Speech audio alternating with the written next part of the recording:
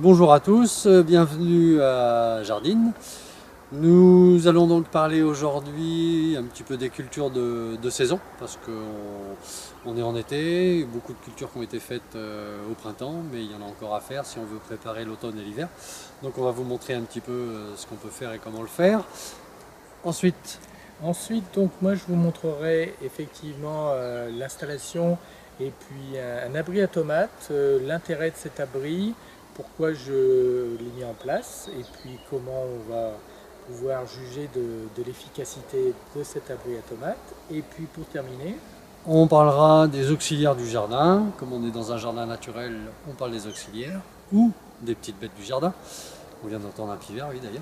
Et voilà, même si ce sujet-là sera peut-être réabordé plus tard, on va commencer à en parler un petit peu.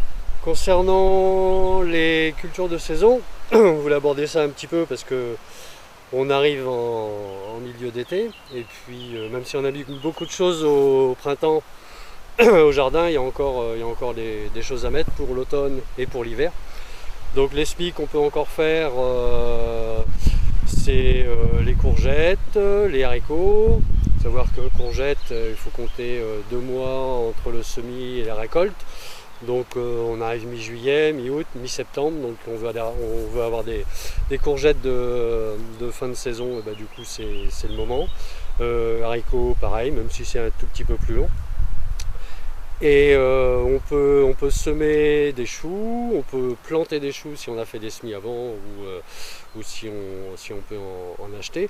Donc alors choux, il y a les choux-fleurs qu'on peut encore planter. On peut semer des choux pommes. Pour planter ou pour semer, je vais vous montrer comment on fait ici. Donc sur des parcelles qui ont été travaillées plus tôt dans la saison ou au printemps, s'il n'y a rien eu mis dessus, elles ont été paillées pour pas que l'herbe, les mauvaises herbes repoussent et pour maintenir l'humidité du sol. Donc si je veux faire un semis, effectivement je vais soulever toute la paille. Alors là en paillage c'est un vieux foin impropre à la consommation des animaux qu'on a mis, mais n'importe quel paillage fait l'affaire. Et donc on se retrouve avec une terre qui est voilà, qui n'a pas besoin d'être travaillé. Peut-être un peu si on fait des semis de carottes comme on verra tout à l'heure, mais sinon si c'est pour des plantations, il n'y a pas besoin de retravailler le sol. Je vais enlever mon paillage et du coup les haricots, si je les mets en poquet, je vais préparer mes petits trous et je vais mettre mes haricots. Alors, les graines, on peut en profiter pour parler des graines.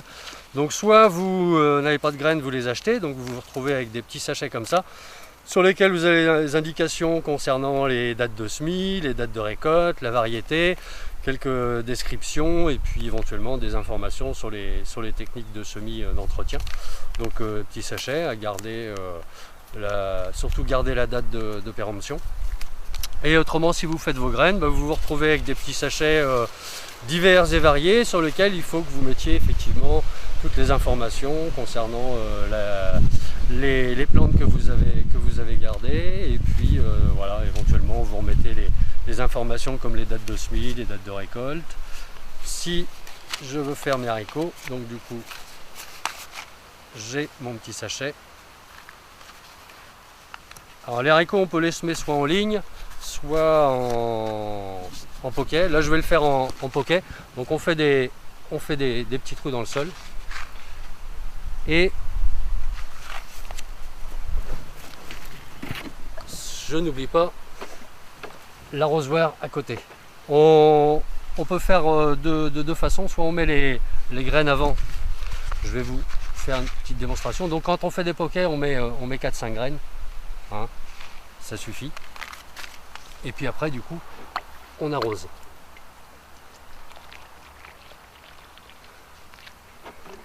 Quand on arrose après avoir mis les graines, souvent les rennes se remuent, se retrouvent un petit peu en surface. Bon là on va pouvoir remettre de la terre dessus.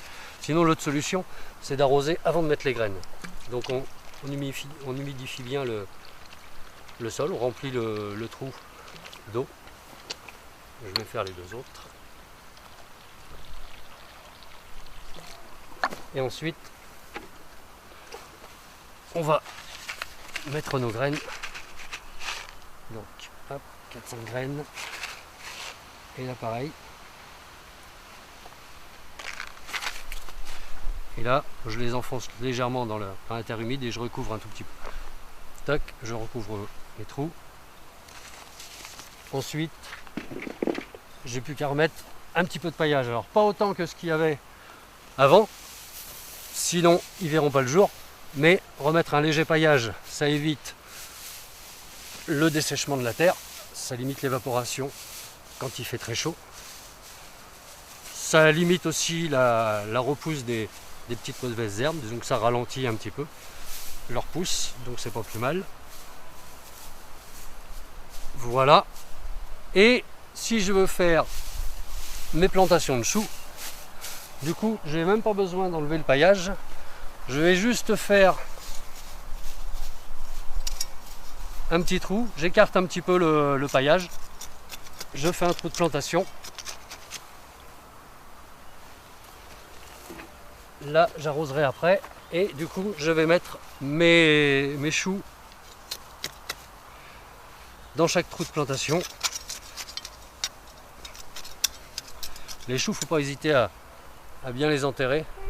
Parce que du coup ça va refaire des racines au niveau du bas de la tige, donc il ne faut pas hésiter à bien les enterrer. Voilà, je tasse un petit peu le sol. Je vais laisser juste un petit trou là pour dégager, pour pas que le paillage recouvre les feuilles. Et là je vais pouvoir arroser abondamment. Donc quand c'est des plantations, on va pouvoir arroser une bonne fois au départ. Et puis après, si tout se passe bien, on n'aura pas besoin de revenir arroser. Entre les averses, le maintien de l'humidité dans le sol, avec le paillage, ça suffit normalement pour que les choux ils aillent bien se développer et qu'ils aillent chercher l'eau en profondeur. Donc hop, je mets mon deuxième chou, je passe un tout petit peu la terre avec la pelle, légèrement. Voilà, je remets mon paillage et je vais pouvoir arroser. Alors on évite quand il fait grand soleil d'arroser le feuillage.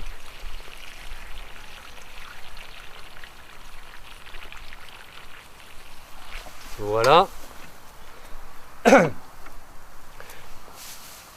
Et c'est prêt. Donc du coup mes haricots, quand ils commenceront à sortir, qui feront 20 cm, du coup le paillage que j'ai en reste, et ben je le remettrai autour des haricots pour qu'on ait une bonne épaisseur de paillage pour le restant de l'été.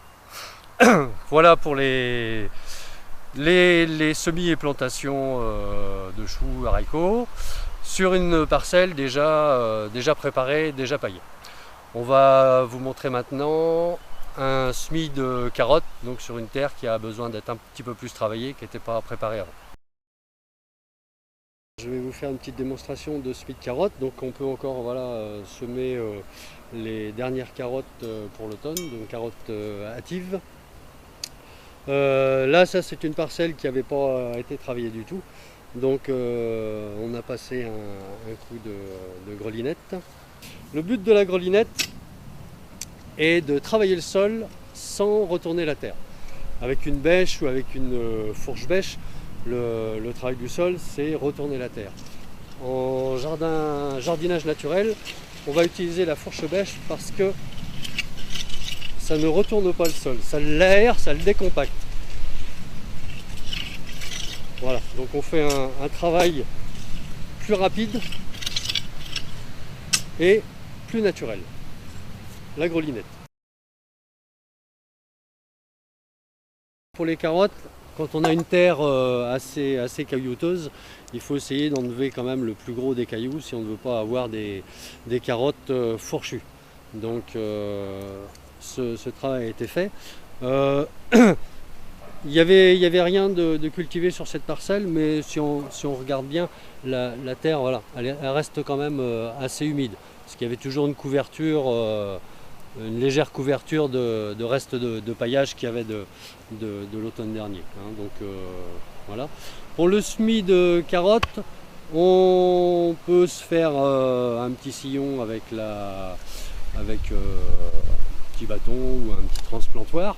On peut aussi avoir un petit bâton de la longueur de la planche qu'on va cultiver, et puis on trace une ligne et on va creuser un sillon avec ce bâton. Ce sillon, une fois fait, on l'arrose. Donc l'avantage d'avoir des parcelles pas trop larges, c'est que on peut accéder au milieu, voire à l'autre bout quand on arrose, sans marcher sur la parcelle. Ça évite de retasser le sol. Là, comme on est en été, les semis qu'on va faire, on va les faire directement et puis on va recouvrir de terre. Quand c'est des semis de fin d'hiver, de printemps pour les carottes, on peut aussi recouvrir après le semis d'une petite couche de terreau qui permet de réchauffer plus rapidement le sol. Donc, hop, le semis de carottes. En général, les graines de carottes sont toujours très fines et on a tendance à en mettre toujours un petit peu plus. Donc, ce que je vais faire, c'est essayer de les espacer quand même un petit peu. Parce que quand ça commencera à germer, quand elles sont trop serrées, il faut les éclaircir. Ça veut dire qu'il faut en arracher une partie pour ne laisser que le nombre souhaité de carottes, pour qu'elles puissent ne pas se gêner pour bien pousser. Donc voilà. Et puis ensuite, donc on va recouvrir notre semis.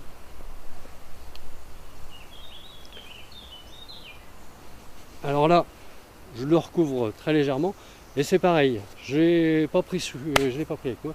Je vais mettre un très léger paillage pour éviter l'évaporation de l'eau, garder le sol un petit peu humide et puis empêcher trop les mauvaises herbes de pousser.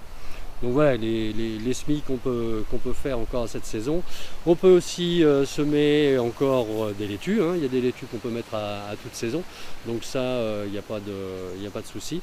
Et puis au mois d'août, du coup, on va pouvoir enchaîner sur les semis d'épinards, de mâches, de navets, de radis d'hiver et laitues aussi, chicorée, voilà. Donc on va pouvoir mettre toutes ces cultures en route dès le mois prochain, avec les mêmes techniques que je vous ai montrées là. Voilà pour les semis et les cultures de saison.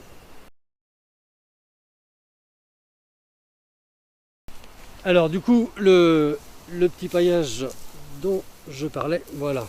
Hein, sur mon semis de carottes, je vais mettre un très léger paillage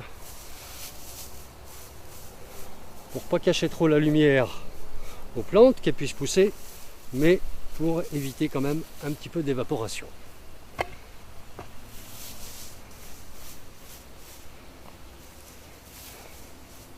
Voilà, donc le semis est prêt. Et puis après, au fur et à mesure de la pousse des légumes, eh ben, on augmente l'épaisseur de paillage jusqu'à avoir 10 voire 20 cm de paillage sur les cultures. Donc dans la première émission, je vous avais parlé d'une expérimentation sur les abris de tomates que j'avais essayé l'année dernière à partir d'une revue qui s'appelle Les 4 saisons du jardin, qui donnait les plans d'un abri à tomates et la manière de le concevoir. Donc j'avais expérimenté l'année dernière sur toute une saison, ce que ça avait donné. Et c'est vrai que le résultat avait été mitigé, c'est-à-dire qu'effectivement, les tomates qui étaient au préalable à l'extérieur sans support, sans abri, ben, ont eu le mildiou et j'ai quasiment récolté rien du tout. Tandis que celles qui étaient abritées, je dirais il y a une partie qui a pu donner, qui n'a pas été trop attaquée par le mildiou. Et donc cette année j'ai décidé de recommencer, parce qu'effectivement sur une saison c'était pas suffisant de voir si c'était intéressant. Et donc comme c'est un système démontable, comme vous pouvez le voir, ben, je l'ai remonté, c'est-à-dire vous avez des pieds, donc pieds verticaux, des montants qui rejoignent les différents pieds, et puis des tasseaux qui permettent de rigidifier l'ensemble, avec des tiges métalliques qui permettent de faire un arceau, et puis un plastique qui permet de couvrir l'ensemble. Donc ça je l'ai remonté. L'intérêt c'est qu'effectivement ça peut se réutiliser d'une année sur l'autre. Et cette année donc j'ai décidé de recommencer à partir de début juillet l'expérimentation en couvrant donc toute cette partie de pied de tomate de cet abri à tomates, comme son nom l'indique. Et puis après on pourra voir, il y a une autre parcelle qui effectivement elle n'est pas, où les pieds de tomates ne sont pas couverts. Ça permettra de voir la différence puisqu'on a des variétés similaires de pieds de tomates. Donc ça permettra de comparer de l'un sur l'autre. Effectivement, si c'est plus efficace d'avoir un toit à tomates ou un abri à tomates, sachant qu'effectivement, bon, c'est relativement simple à construire, mais bon, il faut aussi que ce soit efficace pour pouvoir le renouveler. Et donc ça me permettra au mois de fin août ou septembre de vous dire si effectivement ça a été efficace par rapport en particulier aux attaques liées au milieu. Donc comme je vous l'indiquais, ça c'est une autre parcelle où il y a 14 pieds de tomates, donc avec le même type de variété que celle qu'on a vue tout à l'heure sous l'abri à tomates. Et donc l'intérêt ce sera de comparer ces différents pieds que vous voyez ici, pour le moment en très bonne santé, avec ce qu'on aura sous l'abri à tomates, et de voir donc l'intérêt de l'abri à tomates par rapport aux pieds de tomates qui sont cultivés sans toit et complètement à l'air en fait. Et en particulier, mais ce que je n'espère pas, par rapport aux précipitations qui en général arrivent au mois d'août dans notre région. Donc c'est ça l'intérêt. Si il fait beau toute la saison, je dirais l'expérimentation ne sera pas forcément efficace, mais on verra ça donc au mois fin août ou au début septembre. Donc maintenant nous allons parler des auxiliaires du jardin, parce qu'on ne parle pas du jardin naturel sans parler des auxiliaires. Faut savoir que tous les animaux qu'on peut trouver au jardin, ceux qui s'attaquent aux plantes cultivées ont tous des prédateurs. L'exemple qui vient en premier, c'est les pucerons, qui sont de gros ravageurs des fois de certaines plantes. Ils ont des ennemis naturels comme les coccinelles, qu'on connaît bien pour ça, mais il y a aussi les perce-oreilles et d'autres multiples insectes qui se nourrissent de pucerons. Donc en fait, ces petites bêtes qu'on peut trouver dans le jardin, on peut les classer en deux catégories. Les insectes phytophages, donc qui mangent les plantes, et les insectes qui mangent les premiers, les prédateurs des premiers. Donc on a ces deux catégories, auxquelles on peut rajouter une troisième catégorie, même si ils rentrent un petit peu en interaction avec les deux premières, c'est les pollinisateurs. Alors en exemple flagrant, voilà, au milieu de ce carré de haricots, on a laissé quelques plants de bourrache pousser. Bon, il y avait une abeille dessus tout de suite, là, elle s'est sauvée, elle va revenir tout à l'heure. Donc voilà, les petits plants de bourrache qui, quand on la laisse pousser, elle devient vite envahissante, mais pas trop dure à arracher si elle gêne, et puis très jolie, et qui se marient bien en association avec quelques cultures comme les haricots. Donc pour revenir à nos petites bêtes, ces prédateurs des insectes phytophages, on va les appeler les auxiliaires du jardin, parce qu'ils vont nous aider à nous débarrasser de des insectes parasites, ceux qui parasitent nos plantes, ceux qui viennent sucer la sève de nos plantes comme les pucerons. Donc voilà, vous allez avoir différents... on pourra voir peut-être plus en détail sur une autre émission qu'est-ce qu'on peut faire comme un aménagement au jardin pour attirer ces auxiliaires en toute saison, parce qu'on peut faire des aménagements pour leur permettre de faire leur nid, de pondre leurs œufs en été. On peut leur permettre de trouver des abris plus facilement en hiver. Donc voilà, on peut faire tout un tas d'aménagements et de petites constructions pour aider ces petites bêtes au jardin. Mais déjà, en laissant pousser des plantes sauvages, ou des plantes, voilà, les plantes en général, les plantes aromatiques sont très mellifères et attirent énormément de petites bêtes, donc ça c'est un plus. Toutes les fleurs qu'on peut mettre qui attirent aussi les petites bêtes, et les plantes sauvages qui en attirent beaucoup. Il faut savoir qu'il y a beaucoup de plantes sauvages qui n'attirent qu'une ou quelques espèces, donc plus on aura de biodiversité au jardin, plus on aura de biodiversité végétale, plus on aura de biodiversité animale, et plus les problèmes éventuels liés à des insectes ravageurs pourront se résoudre d'eux-mêmes. Voilà un petit peu le principe au jardin naturel.